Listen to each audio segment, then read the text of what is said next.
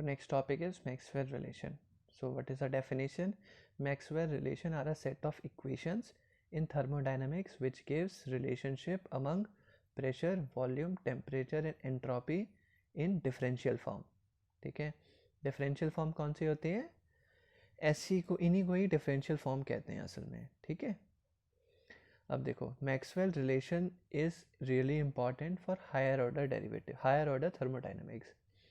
High order thermodynamics का simple मतलब है कि वो प्रैक्टिकल यूजेस में ले रहे हैं. तो प्रैक्टिकल यूज़ में उतनी सिंपल नहीं होती हैं चीज़ें जितनी थ्योरी में हमें दिखती हैं. जैसे हम लोग आइडल गैस के लिए सिंपल ये फार्मूला लिख देते हैं, एंथैल्पी के लिए सीधे फार्मूला लिख देते हैं, ऐसा रियल लाइफ में नहीं होता है. ठीक है, तो हम लोग सबसे पहले ट्राई करेंगे कि एग्जैक्ट डिफरेंशियल क्या होता है. तो एग्जैक्ट डिफरेंशियल, अगर देखो z अगर फंक्शन है x और y का, अगर मैं उसे डिफरेंशिएट करता हूँ तो हो जाएगा dx dz is equals to, dz को पहले मैं dx के रिस्पेक्ट में डिफरेंशिएट करूँगा और dx लिख दूँगा. फिर मैं dz को y के रिस्पेक्ट में करूँगा डिफरेंशिएट, और मैं जिसके रिस्पेक्ट में डिफरेंशिएट करा है वो dy लिख दूँगा. जैसे कि एक एग्जांपल है z is equals to x cube y plus x square. अगर मैं अब डिफरेंशिएट करूँगा इसे तो सबसे पहले मैं मान लूँगा कि y कांस्टेंट है. मैंने बताया भी था कि अगर डिफरेंशिएशन कांस्टेंट का करते हैं तो वो ज़ीरो आता है. ठीक है, अब देखो ये दोनों मल्टीप्लाई में है तो y तो बाहर आ जाएगा और एक्स क्यूब का डिफरेंशिएशन होगा तो एक्स क्यूब का डिफरेंशिएशन ये होता है. वैसे ही एक्स स्क्वायर का डिफरेंशिएशन ये हो जाएगा.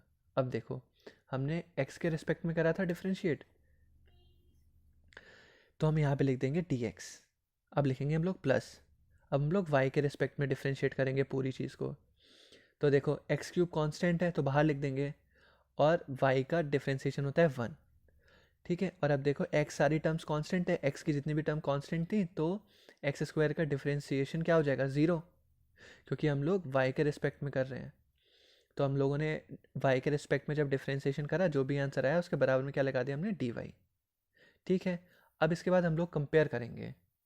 हम लोगों को पता है कि एग्जैक्ट डिफरेंशियल इक्वेशन जो होती है, जर्नलाइज्ड इक्वेशन, उसको ये होती है वो कि dz equal to M D X plus N D Y. ठीक है, अब हम लोग ऊपर वाली इक्वेशन को और नीचे वाली इक्वेशन को कंपेयर करेंगे. देखो dz dz रहा, dx रहा, dy रहा. अब जो m की वैल्यू है वो ये निकल के आ रही है कि मतलब partial differentiation of z with respect to x when y is constant. Similarly n के लिए वैल्यू ये निकल के आ रही है. तो हम लोगों ने सीधे वैल्यू लिख दी, फाइंड आउट कर ली हमने कंपेयर करके. क्या आया? m की जगह आ गया ये dz upon D X Y, N की जगह आ गया dz upon D Y X. ठीक है, अब देखो क्या करा हमने. ये जो x की, ये जो m की वैल्यू है वो तब हमें मिली जब हमने x के रिस्पेक्ट में डिफरेंशिएशन करा था. तो अब हम लोग m का जो डिफरेंशिएशन है वो y के रिस्पेक्ट में करेंगे. ठीक, y के रिस्पेक्ट में करेंगे. अब देखो हमने डिफरेंशिएशन करके लिख दिया. अब m की जो वैल्यू थी जो कि ये है वो पुट कर दी, तो d अपॉन डी वाई ऐसे रहा और m की जगह वैल्यू पुट कर दी. अब ये d into D square, z as it is रहेगा, फिर हो जाएगा dy dz, तो हो जाएगा dx dy. ठीक, अब देखो हमें n की जगह वैल्यू क्या मिली? ये मिल गई. ठीक है, n की जगह हमें वैल्यू हमें तब मिली जब हमने y से डिफरेंशिएट करा था.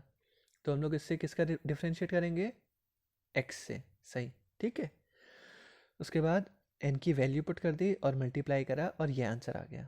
अब देखो दोनों चीज़ें बराबर हैं, तो इसका मतलब क्या हुआ कि D M upon D Y X is constant equal to differentiation of n with respect to x when y is constant.